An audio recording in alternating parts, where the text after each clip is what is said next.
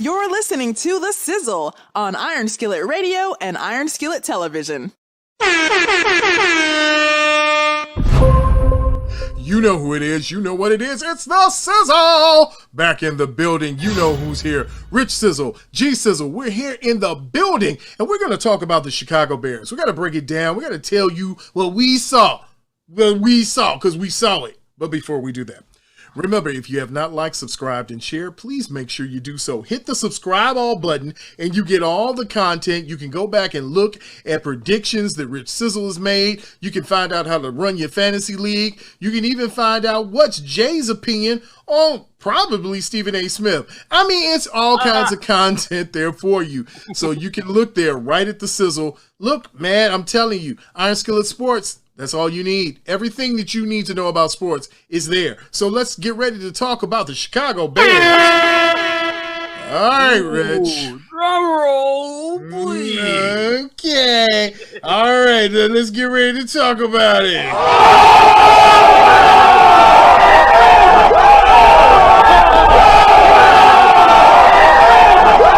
All right. That might be the most excitement we have yet. That might be. But after watching the first preseason game that the Bears played against Miami, and let's say this, they did an intramural squad practice with Miami like all week. So probably after about the third day, you should know their tendencies and what they're going to do. But granted, Miami has a great defense in their secondary. They have a good secondary. They take away a lot of plays. But, Rich, did we see the coming of the Cleat Messiah in Justin Fields for the Bears? I tell you, the hype van is there for them, boy. They are. It's not a. They're basically it's not a fact of if, but when. And we kind of said that, we hinted on it, we kind of joked about it, you know, with offensive line probably not being able to protect Andy Dalton the way that Andy Dalton wants him to. But I mean, he did not look bad. I would say his first couple of times out looked a little nervous, but as he kind of got into a rhythm, into a groove, he started looking really good. He was mobile. He was moving around. He made good throws. Is he week one start material? I mean, at another team, maybe so. But you do have a veteran quarterback right in front of him. The expectations when they signed him was that he would be a starter. So, I mean, this is business, though. I've always been a fan of saying, hey, let the best man win. I'm not convinced that at this point, Justin Fields is the best man at this point, just because you have one good preseason outing where everything's pretty scripted. You know, yes, Miami does have a pretty good defense, but like you said, they've been practicing with each other all week long. Right. I mean, at a certain point, preseason is just like the All-Star game in basketball. It's everybody is kind of, you have a few people trying to make a name for themselves. Everybody else is going to be out there. They're going to play a few reps, get their feet wet. Okay, I still remember what I'm doing. I'm back out of here. I'll sit back here and let somebody else who's fighting for a roster spot do what they got to do. Everybody else is just going through the motions. Yeah, we can see how hard it is, even with Ladarius Mack, which is the little brother to the Superman linebacker. We can see him he got cut. You know, it's not easy to make this 52-man roster. It's even harder when you have players like Robert Quinn who are getting injured again, when you got your nose tackle still on the COVID list, just coming back to practice this week. So much going on. So when we first looked at Justin Fields for the first half, the first time we saw him, it looked terrible. It looked god awful. I started having sweat flashes about last year. I was like, oh my God. Oh my God. He's Mitchell Trubisky with a box. Oh my God. You had the line jumping off sides. You had people not knowing where they were supposed to be.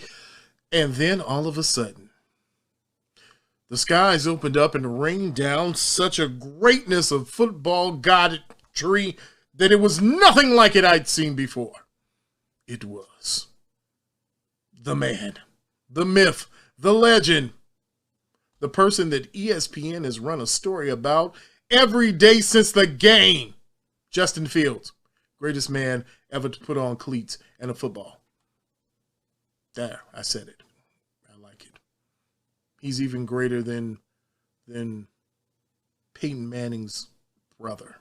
I will say this: if he lives up to half the hype that they've given him, he's gonna be a legend. I mean, geez, and I'm not knocking him. I truly hope you can't do any worse than what we already have. There's a funny little meme they showed about the expectations of all the up and coming quarterbacks, and like how Mac Jones had to win, I think, 6 championships to equal out Tom Brady, and they had Justin Fields over the corner and said, just be better than Jay Cutler. And I mean, like, well, don't have much to really stand up for. But I mean, I really have high hopes for him.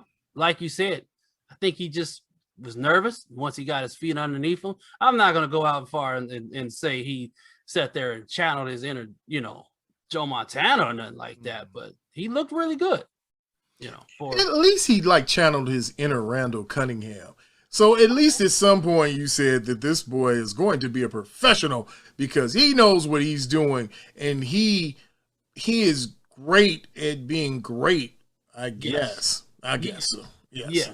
He is. He has the intelligence of an NFL quarterback. He has the speed, the precision, and as long as he stays healthy, he should have a long career in NFL.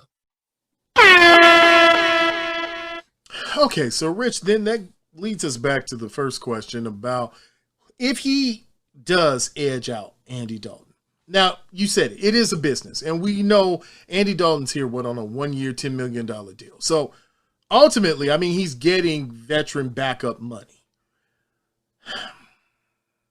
But I'm at your point. I don't know if he's the better if Justin Fields right now is the better quarterback option. I've heard both sides. Some say he's there, just throw him out there. Then other people have said be cautious.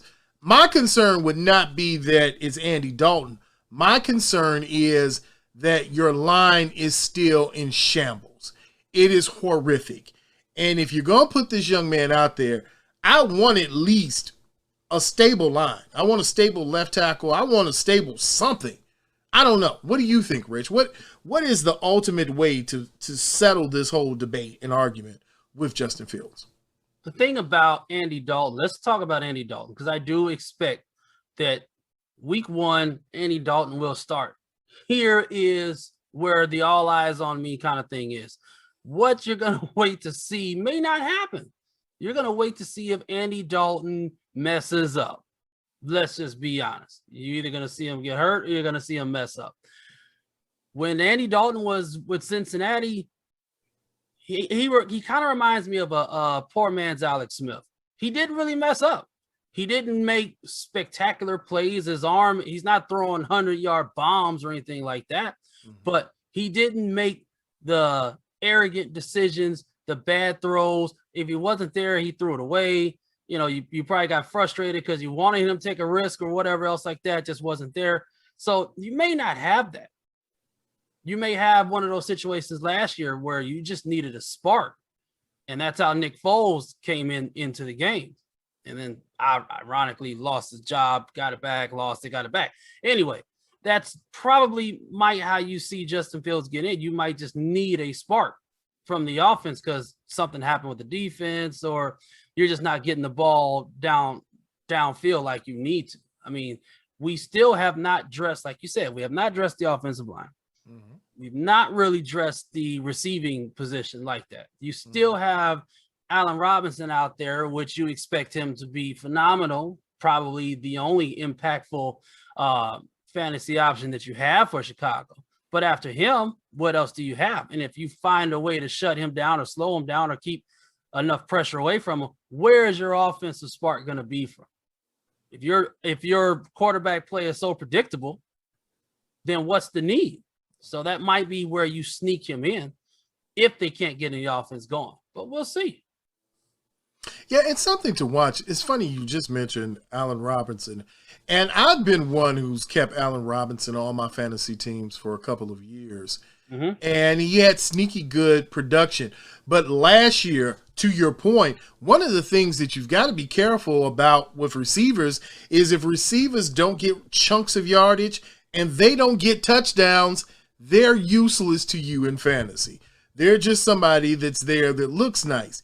If they're not getting touchdowns and they're not getting chunks, you get 20, 40, 50-yard receptions, they're just a guy. And your team is just a lonely team with like 10 points from your receiver, if that. Yeah. Yeah, you got to think about it like this. Your receiver can go out and get 140 yards. That's 14 points with no touchdowns. Or your receiver can go out and get 50 yards and 2 touchdowns. From a numbers perspective, you want the guy with 50 yards and 2 touchdowns. Way more points on the board. So you're great point on that. It's funny that we talked about, though. I want to bring something out. I was looking at different analysts, how they rated quarterbacks. Do you know that Justin Fields is already in the top 25 for draftable quarterbacks? Andy Dalton is nowhere to be found. Which is crazy. How do you do that and you don't even know if this kid is starting yet? I mean, you have no idea of, okay, so I draft Justin Fields. I pick him in the 7th to 10th round, 7th to 13th. But he doesn't start. So then I'm screwed because unless you have a great backup, somebody probably you can get down in 14, 15, like Ben Roethlisberger, or maybe Ryan Tannehill, you're screwed. I mean, you're big buddy screwed. That's what you are. You're just. Well, mind you this. In a 12-team league, you're going to pick one quarterback to start. You might pick a quarterback for your bench, depending on how big and how deep your bench is. So I would say that Justin Fields is not a bad option to pick as a bench player if your starting quarterback does not have an early round bye. Right. I don't think Justin Fields will start anytime soon. I think you will sometime in the season, but not anytime soon. And you also need to watch what the schedule looks like. You definitely don't want Justin Fields starting against an actual legitimate good defense. I mean, that might be catastrophic for you, for your team, for Justin Fields, et cetera, et cetera. The list goes on. So that's something to take a look at. That's strategy based. There's no way you pick Justin Fields as your week 1 fantasy starter. If you do that, then we got to take you back to the remedial course of fantasy options because you missed a lot of lessons somewhere. All right, quickly, let's talk about some lessons that were lost. So, it's funny when players leave a team, they have a lot to say once they come back, or, it's the thought of them being in another place. And so the Chicago Bears had a quarterback last year. I don't know if you remember his name. A young gentleman named Mitchell Trubisky. Oh, Mitchell Trubisky. Nah, I forgot about him already. Yeah, well, Biscuit had a lot to say. And Biscuit said, now that I'm in Buffalo, okay, I'm in a place where people care about me, they love me, and they like me for me. And I can be me. And then there's this kid named Jake Fromm. Jake, sounds like a Marvel supervillain. Jake Fromm went out last week and won the game for the Buffalo Bills, looking pretty good as their third-string quarterback. So, Rich SIZZLE, why do they still need Biscuit if they've got a Fromm? They don't.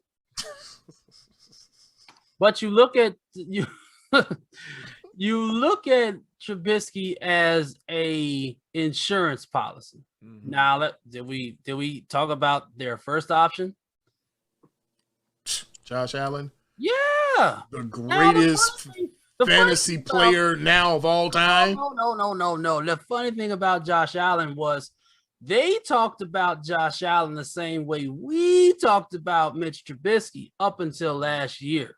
Mm-hmm. And all of a sudden, that little clicker in your head, the light bulb, came on. Mm-hmm. And maybe somebody over there thinks they can turn that light bulb on for Mitch Trubisky. Maybe. Okay. I don't know how to look in their preseason, though. Their preseason looked pretty good. Fromm looked a lot better than I thought. And I know I keep going back to it, but Fromm looked pretty good. And I'm thinking to myself, like, if Fromm looks this good, it could be kind of rough for Biscuit, because I'm looking at a Tim Tebow who thought he was going to be a shoo-in in Jacksonville to be a tight end. No. I'm sorry, sir. You've been cut. You've been dismissed. You've been told bye-bye. Yes. You go now. You go and come back. Coming back in this building. And now he's going to be probably an ESPN analyst. But I really, now all jokes aside though, I think Tim Tebow could be a good quarterback somewhere. He has to be. Playing the quarterback position though. That's He's true. Just trying to find a home at this point. I don't know. I get it. He's a young man. He's trying to find some work, but the NFL don't want him. His best bet, he better go over to the CFL or something like that. Give it a shot. I don't know what to say, And speaking of the CFL, I mean, your boy Trubisky ain't too far. I mean, Buffalo right there. All you gotta do is cross the bridge, and you're right there in Niagara Falls. Yeah. In Canada. That might be his best option. Now, I will say, I mean, as the year goes on, you might see some interesting trades if quarterbacks go down. I mean, look what happened with Carson Wentz. Now, it looks like Carson Wentz might be ready a lot sooner than we thought, but when he was hurt, Indianapolis was panicking because they put a lot of eggs in that basket. Now they were sitting there talking about, well, Nick Foles is our third option. Let's see if we can bring him. Yeah, we got to pay a little bit of money to get him. Like you said, Trubisky, for all that he's worth, he has started in the NFL. He has a little bit of dirt on his shoulders. So it's not like you've got somebody brand new who doesn't know the routine. True. And you see what's going on in New Orleans right now. I've always been told the old adage is where you have two quarterbacks, you really have no quarterbacks. So right now you've got a situation in New Orleans where they don't even know who their starting quarterback is. Everybody's trying to figure out what to do with the backup for Ben Roethlisberger. And yeah, it's bad when you don't have like a Cleveland to be like, they're garbage, so he could probably end up there. Not the case this year. Not the case. As something you said earlier, this is a weird year because you have a whole league now full of good quarterbacks. Yes. You have competition. Look what's going on in San Francisco. You have QB battles. You might see a legitimate QB battle in Chicago. It's out there. It's happening. So there's no such thing as a guarantee. I mean, unless you're Patrick Mahomes, maybe. It's nothing guaranteed right now. The only spot I see open for somebody would probably be in Detroit. Yeah. No? Not at all. I'm not a big fan. I'm not a big fan of what Detroit did. They paid Goff money. They did. They gave him a lot of money. They took a lot of chances bringing him in. So just like anything else, when you put that out on the line, you've got to go with him. You've got to let him, put up or shut up. So, I mean, you might slither on as a second option and, I don't wish bad on nobody's career, but, as a backup person, you always hope for something bad to happen. So you might better get in. Right. But Yeah, that's not a viable option. Your best option is to go look to see who might get hurt the fastest and then slide underneath in there. If you're an up and coming quarterback, your best probably go to Indianapolis or probably New Jersey.